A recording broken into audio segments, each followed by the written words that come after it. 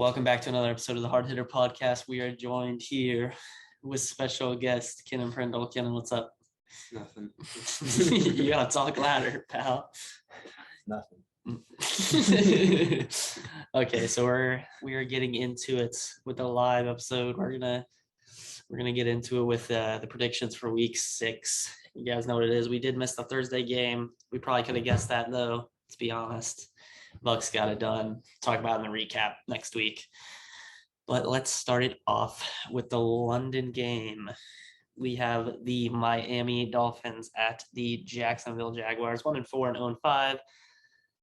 0-5. Not much to talk about here, Kennan. What's the pick? Dolphins. Dolphins. Yeah. Jaguars seem too distracted. Yeah, they're not great. They're pretty bad too. Okay. For the next game, we got the 2-3 Chiefs versus the 2-3 Washington football team. So Chiefs lose another rough game.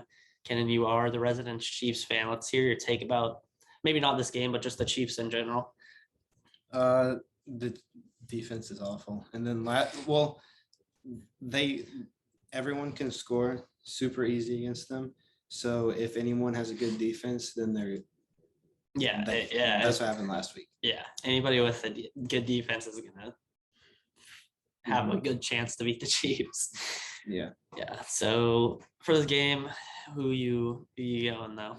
Chiefs still. Chiefs. I agree. They're better than Washington. Washington's defense has been one of the worst defenses statistically this year, and going against the Chiefs, that's not gonna fare too well for them. Hopefully the defense can get it back on track, playing maybe a weaker offense than they have in the last couple of weeks. So hopefully the Chiefs get back on track and get back to 500.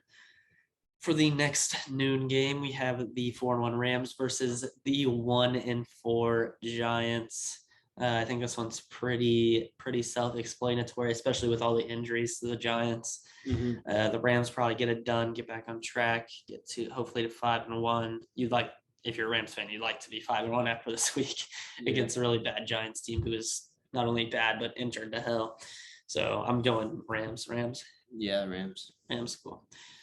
Next game, we got 2 1-4 teams. The Texans going up against the Colts. Colts have been struggling with injuries as well, both teams. Texans weren't expected to do too much before the season, regardless. Though I'm probably going Colts. I think Texans might have a good chance just because Colts are, like I said, injured. But I'd give the Texans a chance. The Texans have played a lot better than I thought through 5 weeks. Though they're 1-4, a lot better than I thought. What do you think about that? Yeah, actually, if Tyrod Taylor was playing, I'd probably pick the Texans, but since he's not, yeah. I got you. The Colts, I still think are better than their record, but they're still not great. Yeah, definitely. So yeah, we'll go Colts on that one. Next game, we got the Bengals versus the Lions. I feel like this one's pretty self-explanatory. The Bengals have been playing pretty well as of late. 2 lost, 3-2, while the Lions have been losing heartbreakers after heartbreaker. This time, maybe they get it done at home, but the Bengals are rolling right now, so I gotta go Bengals. Yeah, Bengals. Okay. Next, we'll scroll down here. Another noon game. The Green Bay Packers are 4-1, going into Soldier Field to play Chicago at 3-2. This one's for the top of the division, so a lot on the line here. If the Bears are going to beat the Packers, it's going to have to be right now, just because it's hard to win at Lambeau, and I know they play them on a Sunday night at Lambeau, so that's going to be really tough to beat them there. So if Chicago wants to have a chance at the division, this is kind of a must-win for them. Anything? They looked pretty good last week. Yeah, they played very, very well last week. Defense played about how it's been playing all year, and the offense played well. Justin Fields was a good game manager. That's really all we need him to be. I was thinking of this comparison just a couple days ago.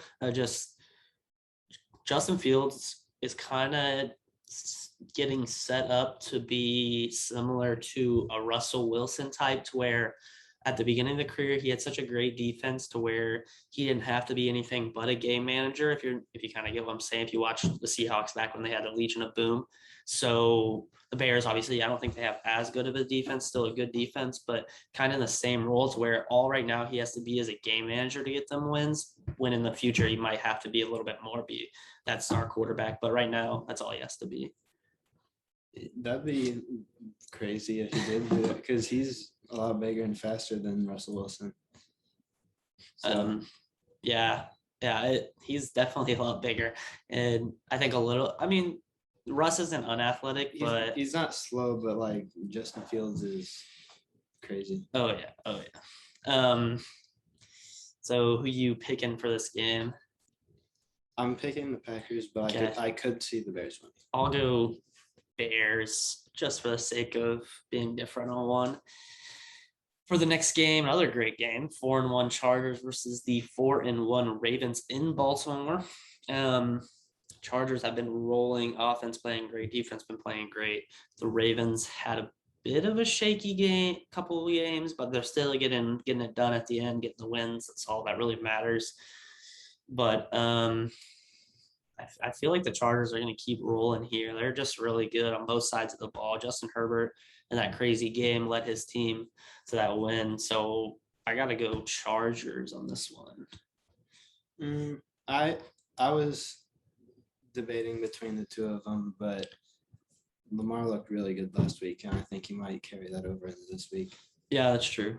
They definitely started that game off slow and then obviously ramped it up, especially in that fourth quarter, to come back and get the win against the Colts.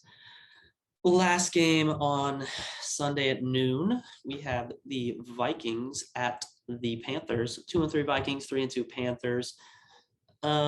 Pretty even teams. I think the Vikings got a little bit lucky this last week that they went down and hit that field goal to win, or their season could be close to over if they didn't do that.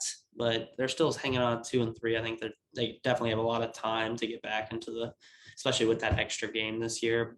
The Panthers dropped 2 straight after going 3-0. Maybe they're cooling off. Sam Darnold doesn't look as good as he was. It looks like he's playing some real defenses, and now we're kind of seeing what he's about against a real defense. So I think this is a close one, but I think I'm going to go Vikings. I think Vikings get back on track.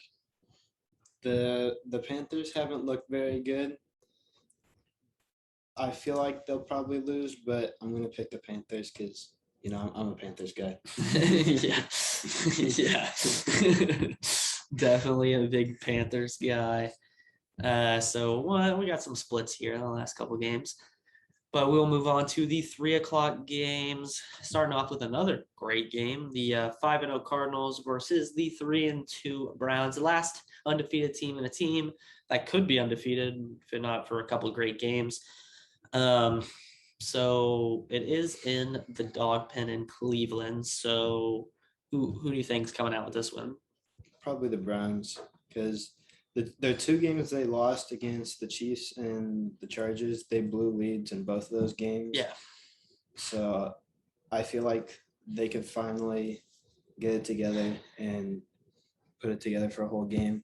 And the Cardinals also, Cliff Kingsbury's out. Yeah, yeah, they have a couple guys out on COVID, so that's tough for them. They did just pick up Zach Ertz, which I like. Him and what's their Max something, their current tight end. So that gives them a lot of tight end depth. I like that. It's a great pickup for them. They didn't give up anything. We'll see if Zach Ertz can go back to his early Philly day form. That would be huge for the Cardinals, because then they just add that another weapon to that already. D-Hop, Christian Kirk, Rondale Moore has been playing well. AJ Green, Edmonds is a great receiving back, and just adding a tight end would be pretty insane for that offense and Kyler. It's real. I think this is a defining game probably for the Browns. You do not want to go down 3-3 in that division to start the year. It's a tough 3-3. I know that division has one of the harder schedules, so I understand why they're could be 3-3. I'm still leaning Cardinals just because they've found ways to win, and especially last week, I thought that this was just a straight offense team, and the defense just kind of like is there to make the occasional stop. But last week, it definitely showed that they can win off of a great defensive performance and having an off night from their offense. So I'm gonna go Cardinals, keep them undefeated. Into the next game, we got the Raiders and the Broncos. AFC West matchup, two teams who have dropped 2 games in a row after going 3-0. Obviously, everything that happened with John Gruden, he's out now. They got an interim head coach. I can't think of his name. A lot of drama. It's going to be hard for them to try to play without thinking about stuff like that. Well, the Broncos, you'd like to see them get back on track this week. This would be the week to do it against the vulnerable Raiders team. So I think Denver at home gets it done against a Raiders team who lost their head coach and in a lot of drama right now.